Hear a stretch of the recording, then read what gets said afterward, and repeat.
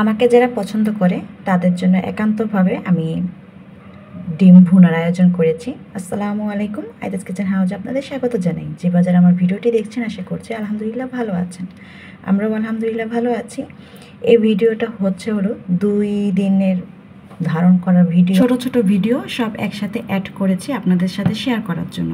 আর যেহেতু এক হাতে কাজ করব, 41টা বা 40টা ডিম ভুনা করতে হবে, তো এর জন্য কাজ 2 দিন আগের থেকে আমি শুরু করে দিয়েছি। যেরকম পেঁয়াজ কাটা, পেঁয়াজ বেরেস্তা করা, তারপর পেঁয়াজ ব্লেন্ড করা। তো এখানে আমি বলতেছিলাম যে এখানে আমি অর্ধেক ডিম ছিলে ফেলেছি আর বাকি অর্ধেক ভেজে নিচ্ছি, যাতে এগুলো ডিম ভাজতে ভাজতে আমার যাতে ডিম বাকিগুলো ছোলা হয়ে যায়। কারণ গ্যাস খুবই কম ছিল আর খুব তাড়াতাড়ি বসিয়েছিলাম, 10টার দিকেই রান্না বসিয়ে দিয়েছি, যেহেতু গ্যাস কম অনেকটা সময় লাগবে। তো যে পরিমাণের আমি পেঁয়াজ কেটেছিলাম সেই পরিমাণে আমার পেঁয়াজ লেগেছিল আর কি। তো এখানে দেখেছেন যে আমি অনেকটা পেঁয়াজ দিয়ে দিয়েছি, পরে এখান থেকে আবার একটু উঠিয়ে রেখেছি যাতে আমি পেঁয়াজ বেরেস্তা করতে পারি। কারণ এখন আর কাটাকাটি করব না, আর কাটাকাটি করলে অনেকটা বেশি হয়ে যাবে পরিমাণে। তো যাই হোক, এখন ডিম ভুনা করছি কী জন্য সেটা বলি। আমার হাজব্যান্ড হলো একজন টিচার, তো তাদের কোচিংয়ে বলেন বা তাদের স্টুডেন্টরা আমাকে খুবই পছন্দ করে। তো সেখান থেকে আবদারটা আসে যে আমরা একদিন পিকনিক করি, এক একজন আন্টিরা এক একটা পদ রান্না করে দেবে।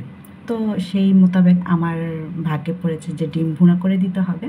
আর এমনিতেও ওরা আমাকে খুব পছন্দ করে, তো এর জন্য আর কি দায়িত্বটা নিয়েই নিলাম।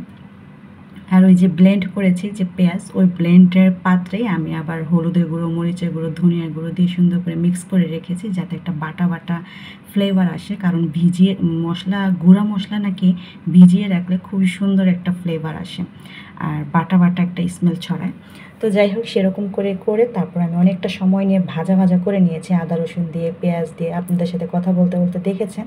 এরপরে মশলা অ্যাড করে সুন্দর করে পানি অ্যাড করে এটাও একটু কষিয়ে নিয়েছি। কষিয়ে এই যে এখন আমি ডিমটা অ্যাড করে দিলাম।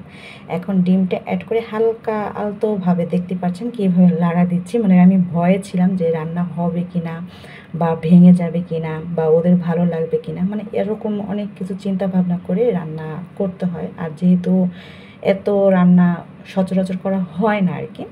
তো যাই হোক, তো রান্নার ফাঁকে আবার মনে পড়লো যে একটু ধনেপাতা দিলে খুব সুন্দর একটা ফ্লেভার ছড়াতো। তো গত দিনের বাজার থেকে ধনেপাতা ছিল, তখন ভাবলাম যে না, অতটুকু হবে না, বারান্দায় যে ধনেপাতা হয়েছে সেখান থেকে একটু টুক করে তুলে নিয়ে আসি। আর এই বিলাতি ধনেপাতাটা খুবই ঘ্রাণ হয়।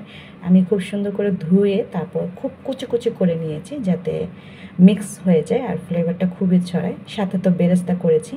তো রান্না শেষে যখন আমি ধনেপাতাটা অ্যাড করেছি, তারপর বেরেস্তাটা অ্যাড করেছি, রান্নার স্বাদটা আরও দ্বিগুণ হয়ে গিয়েছে। আমার কাছে খুব ভালো লেগেছে।